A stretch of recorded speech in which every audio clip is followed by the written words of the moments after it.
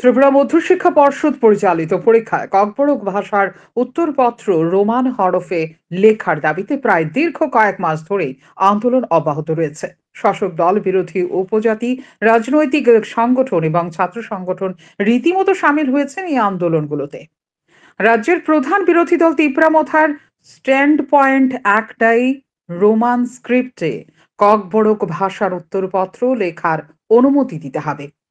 এখানেই শেষ নয়, মাত্র ২৪ ঘন্টা আগে বিরোধী দলনেতা অনিমেষ দেববর্মা ত্রিপুরা মধ্য শিক্ষা পর্ষদের সভাপতি ডক্টর ধনঞ্জয় গণ চৌধুরীর বক্তব্যকে পুরোপুরি খণ্ডন করে বলে দিয়েছিলেন বিধানসভায় দেওয়া মুখ্যমন্ত্রী তথা রাজ্যের শিক্ষামন্ত্রী অধ্যাপক ডাক্তার মানিক সাহার বক্তব্যের সঙ্গে কোনো রকম মিল নেই মধ্য শিক্ষা পর্ষদের সভাপতি ডক্টর ধনঞ্জয় গণ চৌধুরীর। বিরোধী দলনেতা অনিমেষ দেববর্মা অভিযোগ করেছিলেন রাজনৈতিকভাবে পেছন থেকে কেউ কলকাঠি নাড়ার চেষ্টা করছে। এক প্রকার ভাবে হুমকির সুরেই তিনি জানিয়ে দিয়েছিলেন এই ঘটনার পরিপ্রেক্ষিতে ছাত্ররা আন্দোলনের নামলে এর জন্য মুখ্যমন্ত্রীকে দায় নিতে হবে। রাজ্যের আইন শৃঙ্খলার অবনতির একটা কারণ হয়ে দাঁড়াতে পারে। ককবরক বিষয়টা আজকে থেকে 17-18 বছর আগে যেভাবে চলছিল, বাংলা এবং রোমান হরফে এটা লেখা হতো, হঠাৎ করে এইবার রোমান হরফে লেখা যাবে না, এই বিষয়টা কিন্তু এটা এখানেই থেমে থাকবে।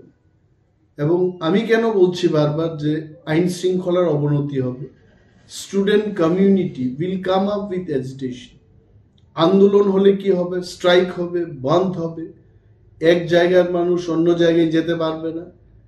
ব্যবসা বাণিজ্যের ক্ষেত্রে, মানুষের দৈনন্দিন জীবনে এটা কিন্তু তার একটা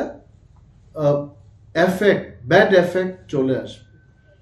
তো আমি as a leader of opposition এখনো বলছি যে এই বিষয়টাকে মাননীয় মুখ্যমন্ত্রী, যিনি ওই দপ্তরেরও মন্ত্রী, ওনাকে দেখা উচিত। No one should play wrong politics with this. এদিকে রাজ্যের আরক্ষা প্রশাসন এবং রাজ্য সরকারকে এক প্রকার ভাবে চ্যালেঞ্জ ছুড়ে দিয়ে উপজাতি ছাত্র সংগঠন টিআইএসএফ শুক্রবার বিকেলে এক সাংবাদিক সম্মেলনে অনির্দিষ্টকালের জন্য আসাম আগরতলা জাতীয় সড়ক এবং রেল লাইন বন্ধ করে দেওয়ার ঘোষণা দিল।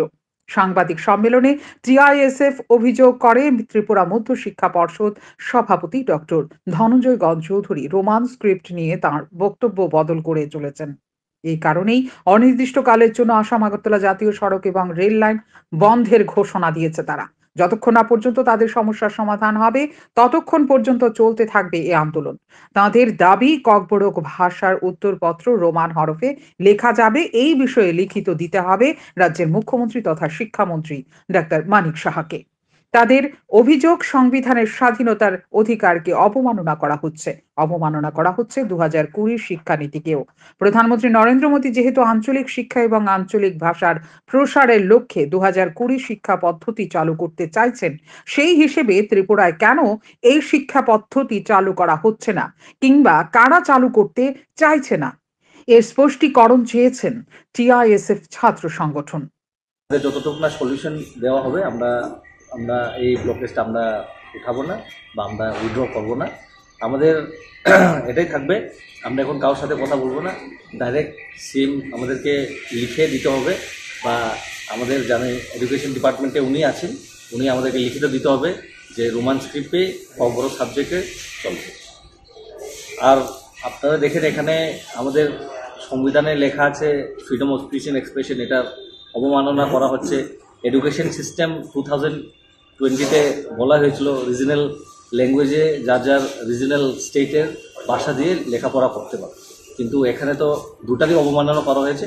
এর জন্যই আমরাও আমাদের, যেহেতু নরেন্দ্র মোদী এই যে স্কিমটা চালু করেছেন, ত্রিপুরাতে কেন চালু হতে পারছে আর কে চালু করতে চাইছেন, আমরা এটার জবাব চাই। আর আমাদের রোমান স্ক্রিপ্টে আমরা লিখতে হবে, আমরা এটার জন্যই থাকবো। আর এতটুকুই আপনাদের মাধ্যম দিয়ে আমরা জানিয়ে দিলাম, আমরা 12 তারিখ থেকে বন্ধ থাকবে রাস্তা, যে হাইওয়ে, যে লাইফ লাইন থাকে ত্রিপুরা দিয়ে আলাদা স্টেটের জন্য বা কোনোখানে যাওয়ার জন্য। এই আজকে আমাদের তরফ থেকে এতটুকু জানানো হবে, যারা বিয়ে, এখন তো বিয়ের সিজন চলছে, বিয়ের গাড়ি ঘোড়াকে আমরা যেতে দেবো, অ্যাম্বুলেন্স যেতে দেবো, এছাড়া আর কোনো অফিস, আদালত, স্কুল আমরা কোনো কাকেই যেতে দেবো না। তো আপনারাও আসবেন না প্লিজ, কারণ এখানে অনেক সেফটি ম্যাটার আছে। আর যারা এখন থেকে কিছু জিনিসপত্র কিনে রাখবেন, কারণ রাস্তা বন্ধ হয়ে গেলে হয়তোবা আগামী দিনে ত্রিপুরা রাজ্যে জিনিসপত্র, পেট্রোল, খাবার দাবার জিনিসের শর্টেজ পড়তে পারে। আজকের থেকে আপনাদেরকে জানিয়ে দিলাম, এর জন্য আমরা 2 দিন টাইম দিয়েছি। 2 দিনের মধ্যে আপনারা যা যা ব্যবস্থা করার আছে আপনারা করে দেবেন। ধন্যবাদ। বলা যেতেই পারে লাইফলাইন অচল হয়ে পড়লে প্রভাব পড়বে রাজ্যের আর্থ ও সামাজিক ক্ষেত্রে।